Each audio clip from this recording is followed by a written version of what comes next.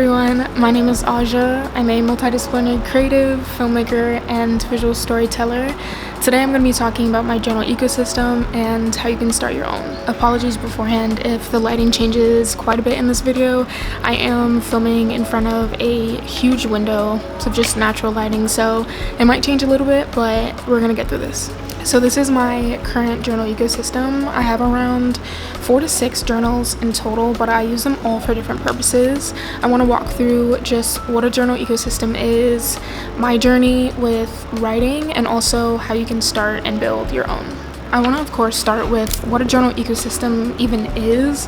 What does it mean when it comes to writing, prompt writing, or just planning out your everyday life? So a system itself is a set of things working together, a part of a network, and an ecosystem is a complete network of interconnected things. So to think now, a journal ecosystem is really just a collection of different journals that you use for different things, but they're all interconnected. They all work to either bring you closer to your goals, help you track different things, or just help you get ideas onto paper. I want to talk about my journey with writing and what it has helped and just done for me. I've been writing for maybe 5 to 6 years now, pretty consistently. I think writing has just helped me to, one, get everything that I'm thinking onto paper and sometimes just leave it there.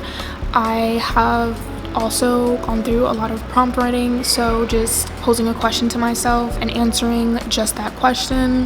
I've had a few planners throughout the years, and I think more recently this year I've been way more consistent with using planners, so writing out everyday to-do lists, tracking my habits, scheduling and writing down things that I have to attend or go to. But when it comes to freehand writing and just writing down just a stream of conscious, that has been really helpful for me to, one, discern which thoughts are really my own, discern my feelings and my emotions at any given time, help me to understand my own opinions and my beliefs, what I really hold true to myself, even just when it comes to morals. Writing has also really helped me with my speech and my vocabulary. I think that ties more closely to reading, but even just being able to write out full, complete sentences, pages, paragraphs has helped me to develop my thoughts and put them down on a piece of paper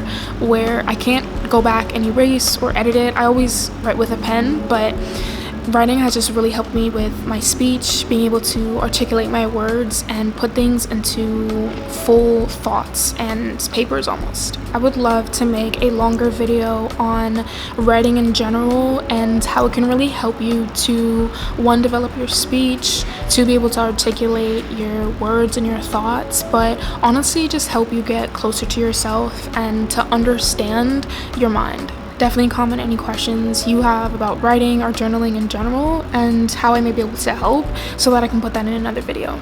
But let's get into my current system, my current ecosystem, and what that really looks like. I'm gonna start with smallest journals to biggest. Also, in my opinion, best to last, just because. But to start with my first journal, this is my prompt writing journal. This is a Midori A6. I picked this up earlier this year, and I'm glad I started with this journal because I think prompt writing is the easiest way to get into journaling and writing in general, because I've seen a lot of comments on other creators' posts or just in general about how intimidating writing and journaling can feel or be, or the pressure to write perfectly, have perfect grammar, all of these things. But I think prompt writing is the easiest way to get into journaling because you have a question, you have a topic, and you're just writing about that one thing instead of trying to write freehand where you're trying to put random thoughts that you may be thinking down on paper. You could be thinking about food, travel, so many different things at one time, but prompt writing makes it very easy to write about something specific and block out everything else, block out the other thoughts or opinions that you have on other topics. One of the questions that I posed to myself recently is, what am I seeking from others right now?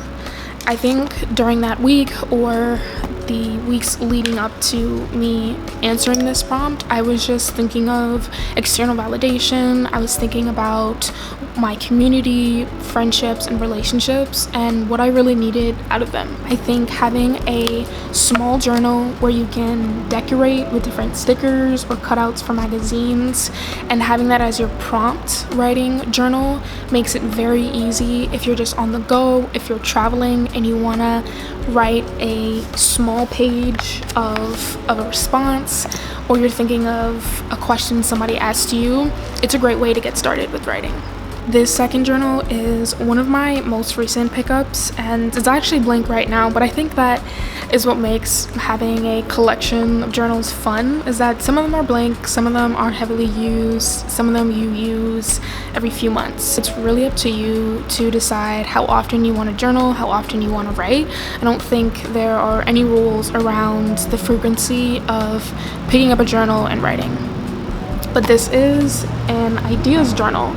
And this was actually a gift to me. I am graduating in December, and so somebody I knew, my athletic trainer, she actually gifted this to me. But this is just an ideas book. I'm thinking to use this to review and rate the books that I finished reading. I also love to read, so sometimes I'll finish a book and I want to write about it, or I just have thoughts once I'm done and I'm finished with it. So I was thinking to print out small images of book covers and then just writing a paragraph or two, maybe drawing, doing some illustrations, bullet points of my opinions on the book, something really fun that I can decorate and kind of have free range around. This is one of my very specific and niche journals, and again, I think writing in general is very easy to get into because you can get very specific with it. If you don't want to write anything personal, if you don't want to write about your day-to-day, you actually don't have to. If you want to review books, you can. If you want to review movies that you watch, you can. If you want to take it as you're going on a walk and just bullet point some really aesthetic things, you have so much room to make your journals as specific and niche to you. So I think I'm going to use this for my books.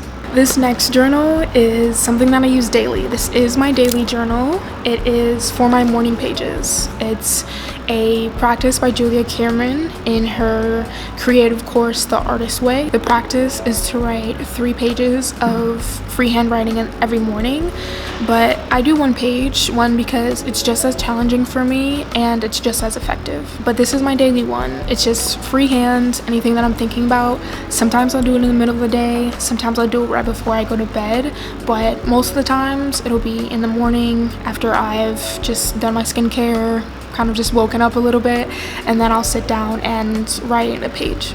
Now, this last journal is my most recent pickup and one that I am extremely excited about to just fill up and keep using. This is my traveler's notebook. It is so beautiful. It's in the color olive, and these are some beads. I only have 2 journals in my notebook so far, but the first one is my weeks planner. Now, this is a dupe of the Hobonichi Weeks just because I like that this one is undated. So if I skip a week or skip a day, it doesn't matter, I can go in and still fill in the dates of that particular week. This specific undated weeks planner will be linked in my Amazon storefront down below, but I specifically use this for my content. So any video that I'm planning, any script that I want to write, I will brainstorm and just schedule everything in here. I have a lot of fun decorating the pages of this planner.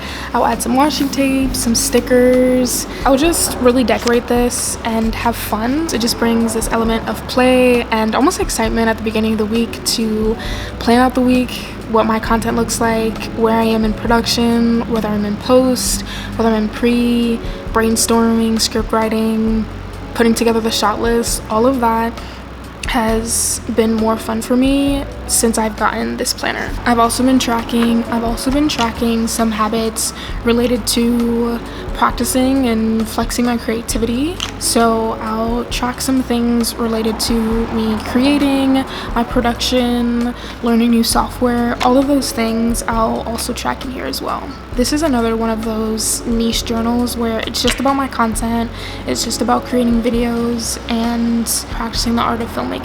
I do have another blank journal in here. This is the journal that came with the Traveler's notebook, but I use this for my daily to-do list. So I just started again. This is my most recent purchase, but I use this journal here just for tracking my to-do list. Overall, I'm just really excited about this because it's more portable in the sense that I knew that I could fit my week's planner in here and also 2 other journals, so I knew that it would be more portable just because with my prompt writing and even my daily notebook, it's already a journal in itself and it's not something that can necessarily go into a leather case like this. So I'm just really happy. It's extremely portable. I don't know if you see, but it's not that big. So this is my entire journal ecosystem. It's a few notebooks, but they're definitely mighty. I want to talk about how you can start and build your own ecosystem of journals and what that really looks like. And I think the biggest thing I can say is to start with what you already have. For me, some of these journals I've just repurposed. I've seen them around in my room, in a drawer, and I'm like, let me just use this for something. The Midori is something that I did invest in as well as the Traveler's notebook.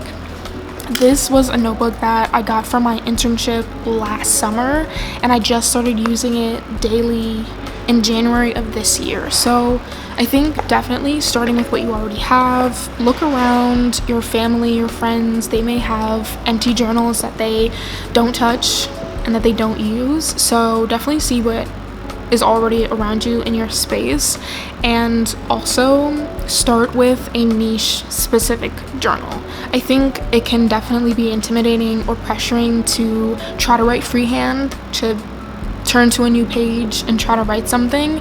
So make it niche, make it specific. If you just want to write about your day, write about that. If you just want to write about the current TV shows that you're watching and your opinions on it, just write about that. I've also received some comments over on my TikTok when I first talked about my journal ecosystem of how to make writing something that doesn't feel like a chore. My answer to that is to make it niche, make it specific. I think it feels like a chore when you're trying to write very broadly or vaguely. These are all things to help you pull from your mind things that you already think about or things that you've already thought about. If you're watching a TV show, you're already thinking about it. You're already reacting real time to what's going on. So write about it. I also think that you don't need to fill up a page for it to be meaningful or for it to be finished. Sometimes I only have a sentence to write. Sometimes I only have half a page to write, and that's okay. I'll either fill up the rest of the page with pictures or leave it blank.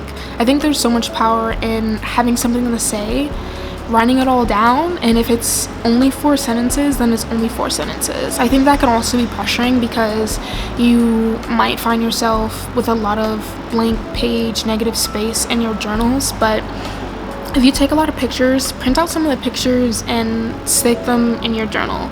I love stickers and washi tape, so if you want to decorate the cover or the actual pages of your journal, you can do that too.